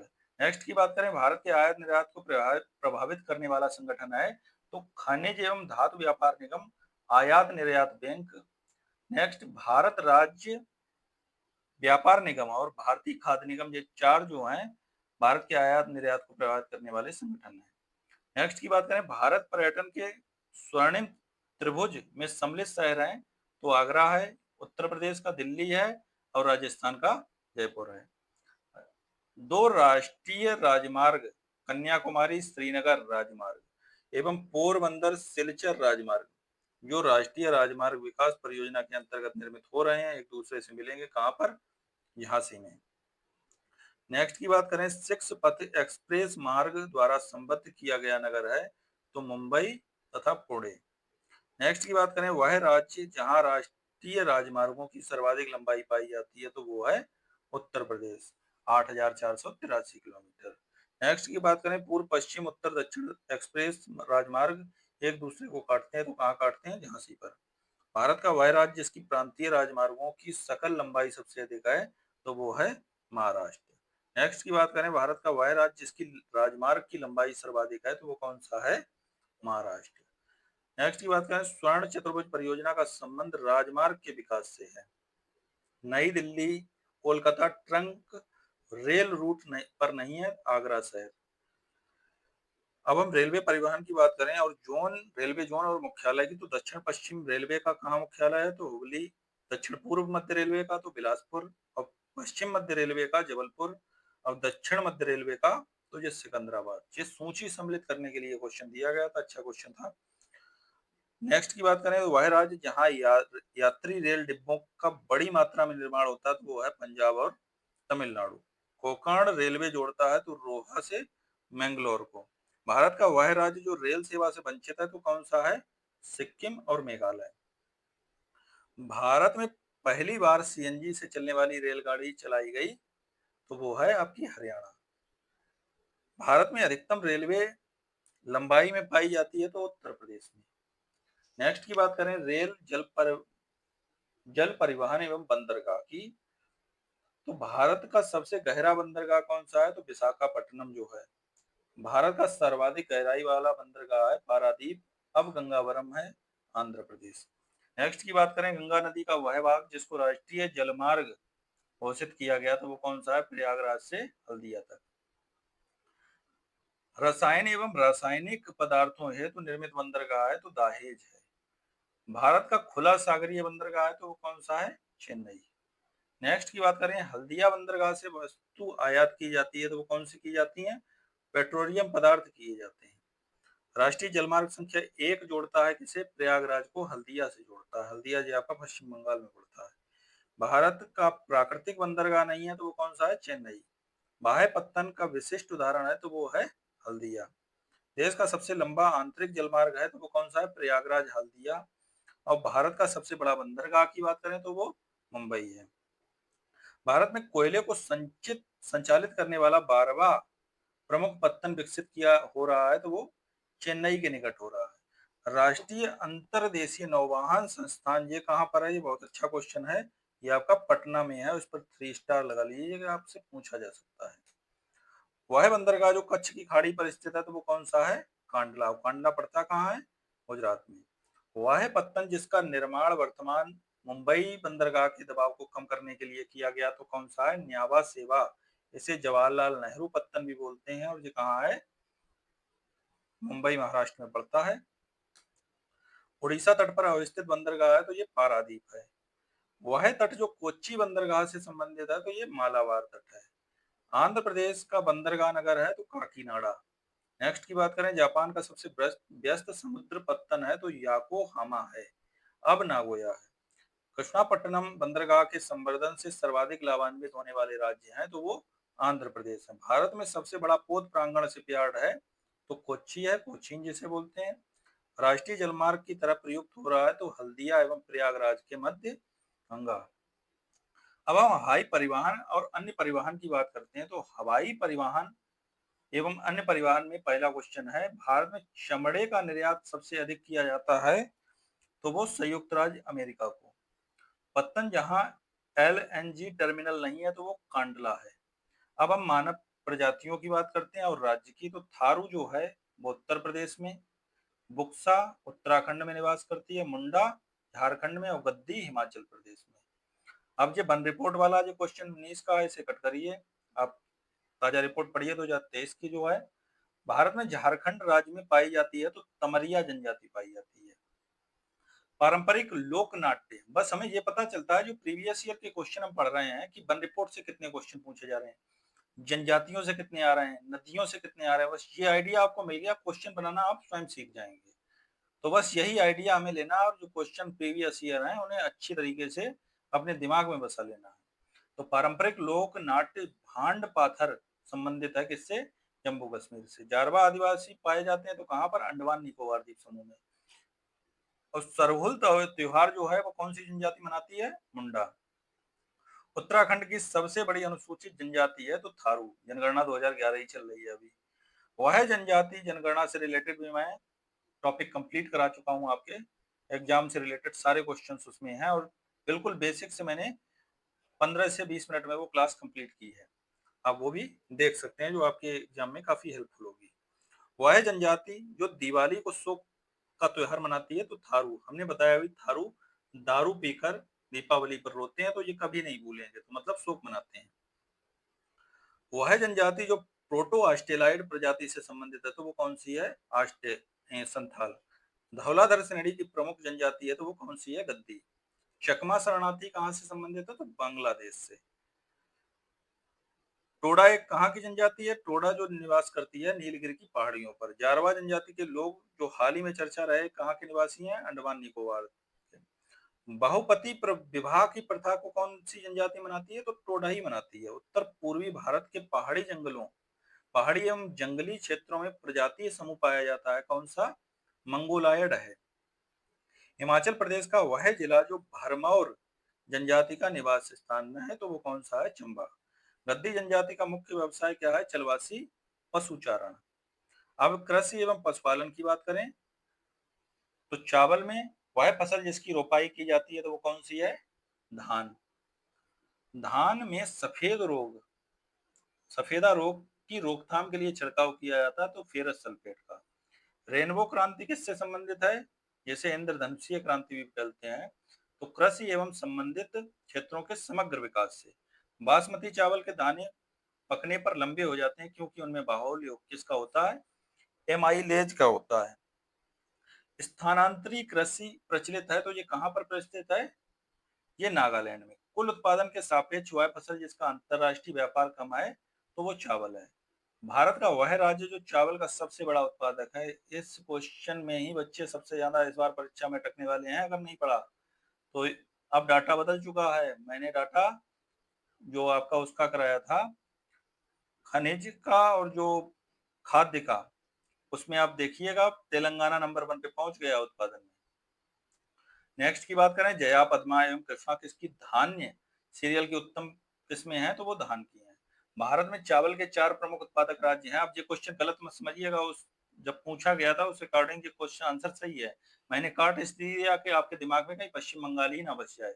आप बस तेलंगाना को बसाइए कि उत्पादक राज्य जो इस समय बदला है वो तेलंगाना है। उस क्वेश्चन के 99% पूछे जाने की संभावना है इस बार, क्योंकि बच्चों ने करंट का डाटा अगर नहीं पढ़ा होगा तो 60-50% जो है बच्चे पश्चिम बंगाल को हिट करके आएंगे।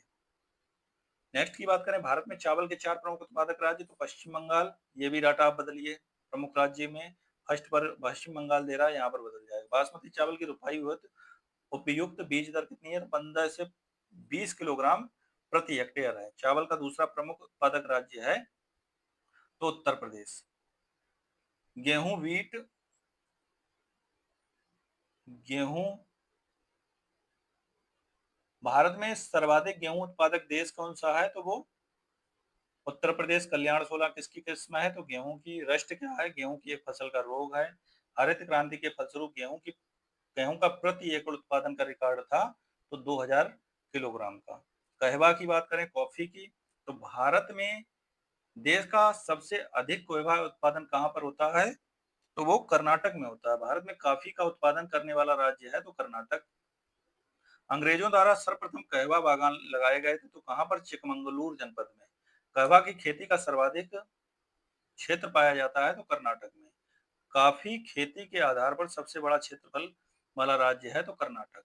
अब हम गन्ने की बात करें तो गन्ने की प्रति हेक्टेयर पैदावार तथा गन्ने में रस की मात्रा अधिक होती है तो दक्षिणी राज्यों में। भारत में प्रथम 3 सर्वाधिक गन्ना उत्पादक राज्य हैं तो उत्तर प्रदेश, महाराष्ट्र और कर्नाटक। ये भी डाटा आप चेक कर लीजिएगा एक बार। भारत में प्रथम 3 सर्वाधिक चीनी उत्पादक राज्य तो उत्तर प्रदेश, महाराष्ट्र और कर्नाटक। अब महाराष्ट्र, यूपी और तमिलनाडु, उसके अकॉर्डिंग होगा ये क्वेश्चन के अकॉर्डिंग। इस समय ये पूछा गया था।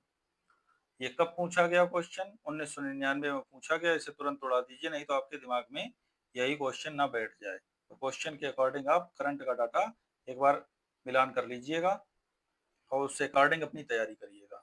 भारत का वह राज्य जहाँ गन्ने की खेती के अंतर्गत सबसे अधिक भूमि है, तो वो उत्तर प्रदेश। मैं आपको गलत कुछ भी नहीं पढ़ाऊँगा, अगर मुझे नहीं आ रहा है तो मैं तुरंत ही मना कर दूँगा कि हाँ, ये मुझे नहीं आ रहा, मैं अगले वीडियो में आपसे डिस्कस करके बता दूँगा। मैं ये नहीं चीज़ करूँगा कि मैं आपको गलत-सलत चीज़ों का डाटा दूँ। तो आइए हम अपने अगले क्वेश्चन पे चलते हैं। तो भारत का सबसे बड़ा उत्पादक राज्य कौन-सा है गन्ने का? भारत सबसे बड़ा उत्पादक है तो गन्ने का। भारत की निम्न फसलों में किस फसल के अंतर्गत शुद्ध सकल कृषि क्षेत्र के अंतर्गत सिंचित क्षेत्र सर्वाधिक प्रतिशत है? तो वो गन्ना है। अभी भी गन्ना है जी। भारत में जूट का सर्वाधिक क्षेत्र है तो ये पश्चिम बंगाल है। कपास की बात करें, कॉटन, तो वह देश जिसका कपास का प्रति हेक्टेयर उत्पादन 2014 में विश्व में सर्वाधिक है, तो ऑस्ट्रेलिया उत्पादन 2014 की बात कर रहा है। ये डाटा अभी का हाल ही का चेक कर लेना, मैंने करा दिया है। कपास की कृषि के लिए अनुकूल दशाएं तो गर्म, आर्द्र और दीर्घ ग्रीष्म काल है। सोयाबीन की बात करें तो भारत में आधे से अधिक सोयाबीन का उत्पादन होता है। मध्य प्रदेश में सोयाबीन की खेती के अंतर्गत सर्वाधिक है, तो मध्य प्रदेश सोयाबीन में सबसे अधिक प्रोटीन पाई जाती है सोयाबीन के दानों में। तिलहनी फसलों की बात करें तो पीताम्बरी एक प्रजाति है किसकी? पीली सरसों की। भारत में तिलहन का सबसे बड़ा उत्पादक है तो राजस्थान। अन्य फसलों की बात करें तो भारत वह फसल जो मूल्य नियंत्रण हेतु भारत सरकार के मूल्य स्थिरीकरण कोष के अंतर्गत संरक्षित है, तो वो तो आलू है। रबर उत्पादक, अभी ऊपर भी जो क्वेश्चन आया था, तो सबसे बड़ा उत्पादक है केरल। वह फसल जो लवण सहिष्णु है तो वो कौन सी है? चुकंदर। खड़ी फसल की कटाई करने के लिए पहले अगली फसल की बुआई करना कहलाता है रिले खेती कहलाता है। क्या कहलाता है? रिले खेती। मोटे अनाज वाली फसलें उगाई जाती हैं ऊंचाई वाली ऊपरी क्षेत्रों में। क्षारीय मृदा के सुधार के लिए प्रयोग किया जाता है जिप्सम एवं पाइराइट का। 12 पूसा एक प्रजाति है तो किसकी? गेहूं की। वह राज्य जहाँ काली मिर्च और इलायची का उत्पादन होता है तो वो केरल है। नीली क्रांति का संबंध मत्स्य उत्पादन से, मछली उत्पादन से। झींगा मछली उत्पादन में वृद्धि किससे संबंधित है? तो गुलाबी क्रांति से। और दूध उत्पादन, श्वेत क्रांति से दुग्ध उत्पादन का जनक जिन्हें बोला जाता है, वर्गीज कुरियन को बोला जाता है। भारत में विभिन्न क्षेत्रों में उत्पादित सुल्तान, गुलाबी, काली चंपा जिस फल की किस्म है वह है अंगूर। वह फसल जो आरा मक्खी कीट से प्रभावित होती है तो सरसों या राई है। वह फसल जिसमें नील हरित शैवाल का प्रयोग जैविक उर्वरक के रूप में सबसे लाभप्रद है तो वो है धान। आधारीय बीज पैदा किया जाता है तो प्रजनक बीज। उकटा बीमारी से प्रभावित होने वाली फसल है तो अरहर है। केसर की सबसे अधिक मात्रा उत्पन्न होती है तो कश्मीर में। वह जिला जहां मार मृदा पाई जाती है तो वो है झांसी।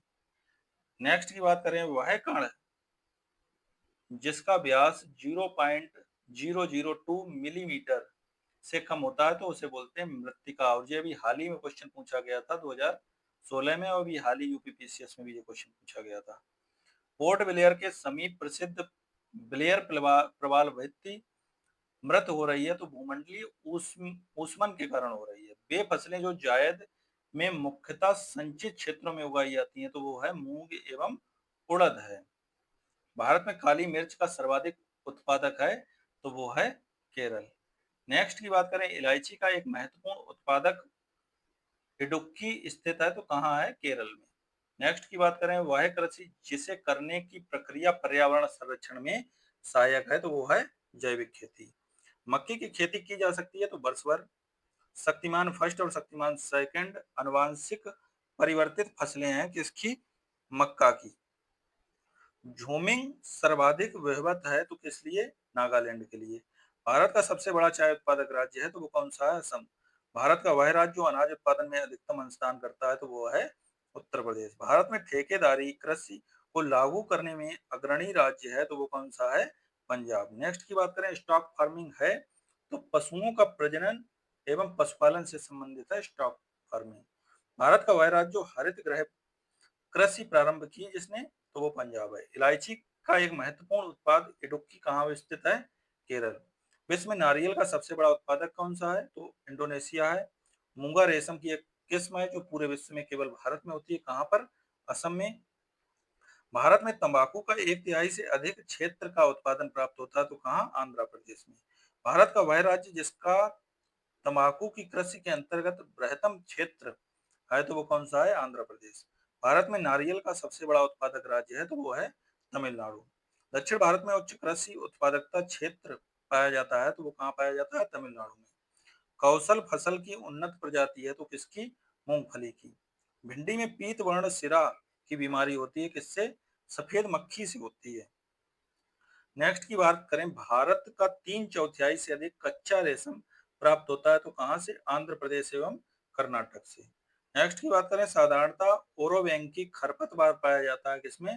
तंबाकू के खेत में। नेक्स्ट की बात करें, भारत में उत्तर प्रदेश जिसके पायदान में प्रथम स्थान रखता है वे हैं गेहूं और गन्ना। नेक्स्ट की बात करें, भारत में दालों का सबसे बड़ा उत्पादक है तो वो मध्य प्रदेश है। कुल दालों की बात करें, अरहर में अब स्थान चेंज हुआ है, टोटल दालों की बात करेगा अब करंट की तो। नेक्स्ट, भारत में रबड़ का सबसे बड़ा उत्पादक है तो ये केरल है। श्वेत स्वर्ण के नाम से जाना जाता है किसे? कपास को।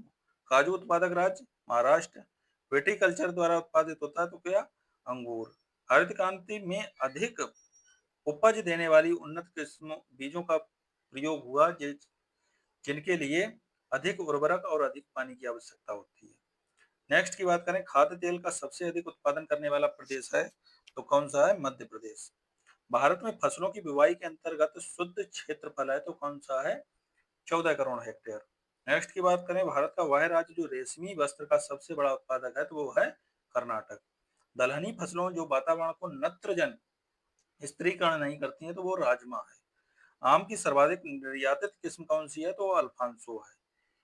ये बहुत महंगा आम होता है जो महाराष्ट्र की तरफ ज्यादातर पैदावार इसकी होती है। प्राकृतिक रबड़ के उत्पादन में भारत का स्थान है तो वो चौथा है, अभी चेंज भी हुआ है तो ये आपका करंट का डाटा देख लेना, नहीं तो आपको यही डाटा याद हो जाए। फिर आप हमें कोसेंगे कि आपने क्वेश्चन सर हमारा गलत करा दिया, तो ये नहीं होना चाहिए कि आप हमें दोष दें कि हमने आपका क्वेश्चन गलत कराया। तो इसलिए करंट का डाटा भी आप, जो करंट वाले क्वेश्चन है, मैंने आपका डाटा क्वेश्चन जो आपका फसलों से रिलेटेड है वो वीडियो करा दिया, आप वहां से जाकर देख सकते हैं। अब सरसों जो फसल है उसकी किस्म कौन सी है? वरुणा। मटर की रचना, अलसी की नीलम और चना की राधे। किस्म से रिलेटेड भी क्वेश्चन काफी पूछे जाते हैं। अब हम नेक्स्ट की बात करें तो पशुपालन आता है, तो गाय की जो किस्म है वो देवनी है, बकरी की बरबरी है, भैंस की भदावरी और गाय की गिरी। गाय की नस्ल थार पारकर है, थार पारकर। स्पंजी टिश्यू एक ऐसी गंभीर समस्या है जिसके कारण आम की जिस प्रजाति का निर्यात कुप्रभावित हो रहा है वह है अल्फांसो। लद्दाख की बकरियों के ऊन से बनाया जाता है, क्या बनाया जाता है? पश्मीना शाल को। नेक्स्ट की बात करें, भारत का वह राज्य जिसमें सर्वाधिक बकरियों की संख्या है तो वो कौन सा है? राजस्थान। अब हम प्रमुख अनुसंधान केंद्र की बात करेंगे, तो जो नाभिकीय संयंत्र है और स्थान की बात करें तो कलपक्कम जो है वो तमिलनाडु में है। नरोरा कहाँ पड़ता है? उत्तर प्रदेश में। और तारापुर महाराष्ट्र में। और काकरापार गुजरात में पड़ता है। अब हम कुछ शोध संस्थान और उनकी स्थिति की बात करेंगे, तो शुष्क वन अनुसंधान संस्थान कहाँ पर है? जोधपुर में। हिमालयन वन अनुसंधान संस्थान शिमला में। और वन अनुसंधान संस्थान देहरादून में है। और लकड़ी विज्ञान एवं प्रौद्योगिकी संस्थान कहाँ पर है? बेंगलुरु में, कर्नाटक में। नेक्स्ट की बात करें, 1974 में प्रथम कृषि विज्ञान केंद्र की स्थापना हुई पांडिचेरी में। भारत शहरी वेधशाला ऑब्जर्वेटरी स्थित है नई दिल्ली में। केंद्रीय एगमार्क प्रयोगशाला स्थित है कहाँ पर? नागपुर में। राष्ट्रीय सस्य वानिकी अनुसंधान केंद्र कहाँ पर है? झांसी में। वर्ष 2004 में Indian aluminium company limited indel Hirakud का विलय कर दिया गया तो Hindustan aluminium company limited Hirakud में। भारतीय दलहन अनुसंधान काफी बार क्वेश्चन पूछा गया है, यूपी में कानपुर में है।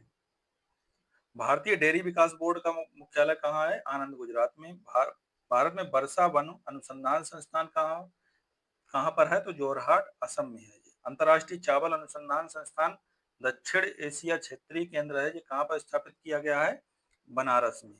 नेक्स्ट की बात करें, भारतीय चरागाह एवं चारा अनुसंधान संस्थान कहाँ पर है? झांसी में। भारत में गुड़गांव में राष्ट्रीय बागवानी बोर्ड की स्थापना हुई तो सन 1984 में। भारत का वन्य जीव संस्थान अवस्थित है तो कहाँ पर? देहरादून में। राष्ट्रीय पर्यावरण अभियांत्रिकी संस्थान स्थित है तो कहाँ पर? नागपुर में। इंडियन ब्यूरो ऑफ माइंस का मुख्यालय कहाँ पर है? तो ये नागपुर में है मुख्यालय, और ये काफी पूछता है, तो इसे आप बिल्कुल अपने दिमाग में बसा लीजिएगा। नेक्स्ट की बात करें, खेती के लिए फसल चक्र का महत्व। तो फर्स्ट है, इससे उत्पादन में वृद्धि होती है। दूसरा है, मृदा की उर्वरकता संरक्षित रहती है और मृदा कटाव कम होता है अगर फसल चक्र का हम उपयोग करते हैं। सूची है और संस्थान की सूची है और उनके राज्य और जगह जो है वहां पर। तो राष्ट्रीय पोषण संस्थान कहाँ पर है? हैदराबाद तेलंगाना में। राष्ट्रीय वन्यजीव संस्थान देहरादून उत्तराखंड में। और राष्ट्रीय आयुर्वेद संस्थान जो है वो जयपुर राजस्थान में। और राष्ट्रीय प्राकृतिक चिकित्सा संस्थान कहाँ पर है? पुणे महाराष्ट्र में। भारत द्वारा दक्षिण पोलर क्षेत्र अंटार्कटिका में तीसरी स्थायी शोध स्टेशन स्थापित करने में का प्रस्ताव है। इसका नाम क्या है? भारती फसल प्रणाली शोध निदेशालय स्थित है कहाँ पर? मेरठ में। अंटार्कटिका में भारत के दूसरे स्थायी स्टेशन का नाम क्या है? तो मैत्री है। अब हम कुछ मिसलेनियस क्वेश्चंस की बात कर लेते हैं विविध की। तो स्थानांतरण जो कृषि की जाती है और किस राज्य में की जाती है? तो ओनम की जाती है केरल में, बीरा की जाती है मध्य प्रदेश में, और झूम की जाती है असम में, और पोडू की जाती है उड़ीसा में। 3 स्टार इस पे लगा लेना, अगर पूछेगा तो झूम हटा देगा क्योंकि झूम हर किसी को पता है, और पूनम, बुरा और पोडू में से दे सकता है आपको। किस कुल के पौधे से टापा कपड़ा बनाया जाता है? तो मोरेसी से बनाया जाता है। अब हम मत्स्य पालन किससे संबंधित है? तो मछली पालन से। मत्स्य का मतलब ही मछली होता है। फूलों की खेती फूल से संबंधित है। रेशम के कीड़ों का पालन रेशम का किया जाता है। अंगूर की खेती कितना, सभी तो आगे दे दिए हैं। कभी कदार क्वेश्चन जो है इतना सरल बनाया जाता है कि 100 में से 100% बच्चे जो हैं वो सही करके आए जाके। ये 100 में से 100% बच्चे सही करके आए होंगे क्वेश्चन। अब नेक्स्ट की बात करें, प्रमाणित बीजों के थैलों पर प्रयोग किए जाने वाले टैग का रंग कैसा होता है? तो नीला होता है। औद्योगिकरण का अनुसरण करता है तो क्या करता है? नगरीकरण। डायमंड हार्बर तथा साल्ट लेक सिटी अवस्थित है तो कहां पर? कोलकाता में। नेक्स्ट की बात करें, वह प्रदेश जिसमें सर्वाधिक अनुसूचित जनजाति हैं, तो वो है मध्य प्रदेश। नेक्स्ट की बात करें, भारत में वरिष्ठ आयु निर्भरता अनुपात 2011 के अनुसार कितना है? तो 14.2% है। भारत में मलिन वस्तुओं की जनसंख्या का सर्वाधिक संकेंद्रण पाया जाता है तो कहाँ? महाराष्ट्र में। एकाकी परिवार को माना जा सकता है तो एक प्राथमिक समूह माना जा सकता है। फोन क्या है? एक स्थानीय पवन है कहाँ की? स्विट्जरलैंड की। अब इसे ट्रिक से याद कर लिए। फोन किया कहाँ? स्विट्जरलैंड में फोन किया कि मुझे कमरा चाहिए, तो फोन, फोन का मतलब फोन कहाँ किया? स्विट्जरलैंड में। अब ये हवा चल रही है अच्छी, ऐसे करके आप याद किया करिए। ट्रिकों के जरिए आप याद करेंगे तो चीजें आपको बहुत लंबे समय तक याद रहेंगी, और पवनों से रिलेटेड क्वेश्चन पूछा ही जाता है।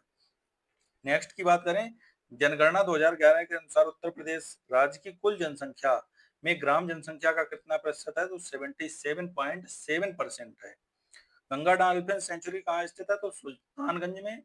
और इस बार जो डॉल्फिन्स की जो जनगणना हुई है, संख्या उनकी गिनी गई है, तो उसमें उत्तर प्रदेश जो है वो अव्वल नंबर पर है। ये आपका बहुत इंपॉर्टेंट क्वेश्चन है करंट डाटा के अनुसार। भारत का वह राज्य जो फूलों की खेती में अग्रणी है, तो मैंने इसका भी डाटा कराया था, फूलों की खेती पुष्प उत्पादन वाला, ये भी बदला है। दो मुख्य ऋतुओं आने वाली फसलों के बीच एक जल्दी पकने वाली फसल लेना कहलाता है तो कैच क्रॉप कहलाता है। अब हम नृत्य की बात करें तो कथकली किससे संबंधित है? अब कथकली के माने जाने कलाकार कौन है? तो कृष्ण नायर। कुचिपुड़ी राजा और राधा रेड्डी। भरतनाट्यम यामिनी कृष्णमूर्ति। और कथक उमा शर्मा। अब इनके राज्य भी जान लेते हैं। कथक उत्तर प्रदेश में, भरतनाट्यम तमिलनाडु में, और कुचिपुड़ी आंध्र प्रदेश में, और कथकली केरल में। तो इस प्रकार आपका भारत का भूगोल हमारा कंप्लीट हुआ दोस्तों। आशा करता हूँ आपको वीडियो काफी अच्छी लगी होगी, और यहाँ से क्वेश्चंस की प्रबल संभावना है फंसने की। तो वीडियो 1 से 2 बार आप देखिए, नोट्स बनाइए। अब नोट्स का तो समय अब नहीं है क्योंकि आपका 27 को पेपर है, तो मात्र 15 दिन आप मान के चलिए आपके पास रिवीजन के बचे हुए हैं। 2 से 4 दिन वैसे भी इधर उधर निकल जाते हैं, तो बस आप रिवीजन करिए अच्छे से। मेरी शुभकामनाएं आपके साथ हैं। आपको किसी प्रकार की हेल्प पढ़ाई में चाहिए हो, कुछ डाटा वगैरह चाहिए हो, कहीं पे क्वेश्चन नहीं आ रहा हो, तो आप मुझे मैसेज करके संबोधित कर सकते हैं। तो आशा करता हूँ आपको वीडियो काफ़ी अच्छी लगी होगी। अच्छी लगी है तो लाइक करें, सब्सक्राइब करें, शेयर करें। Thank you for watching this video.